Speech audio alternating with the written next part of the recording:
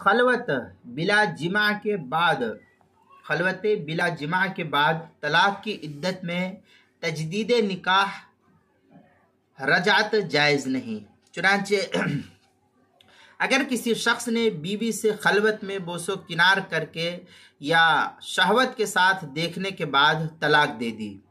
اور جماع کی نوبت ابھی نہیں آئی ہے، تو اس عدت کے دوران شوہر کے لیے اس سے بلا نکاح رجعت کرنا جائز نہیں ہوگا۔ شوہر کے لیے اس سے بلا نکاح رجعت کرنا جائز نہیں ہوگا، اس لیے کہ عدت کی مشروعیت کا مقصد ہی یہ شمار کیا گیا ہے کہ نسب میں اشتباہ لازم نہ آئے،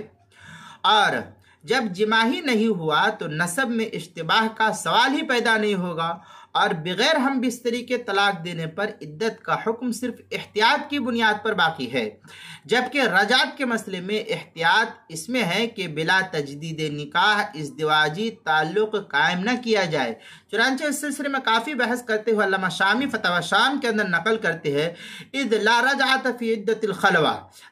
یہ در المختار کی عبارت ہے۔ آگے او ای ولو کان ماہا لمس او نظر بشہوہ، اس طریقے کی عبارت جو ہے در المختار مع شامی کتاب الطلاق باب الرجع جلد نمبر 5 صفحہ نمبر 24 جو زکریہ بک ڈپو دیوبند کا ہندی نسخہ ہے، اس کے اندر فتاوی ہندیہ اس کی پہلی جلد صفحہ 472 جو زکریہ بک ڈپو دیوبند کا پرانا چھپا ہوا نسخہ ہے، ہدایہ کی دوسری جلد صفحہ 408 فتاوی تاتار خانیہ جو زکریہ بک ڈپو دیوبند کا ہندی نسخہ ہے، اس کی 5ویں جلد صفحہ 140 اور 141، مسئلہ نمبر 7484 ہے،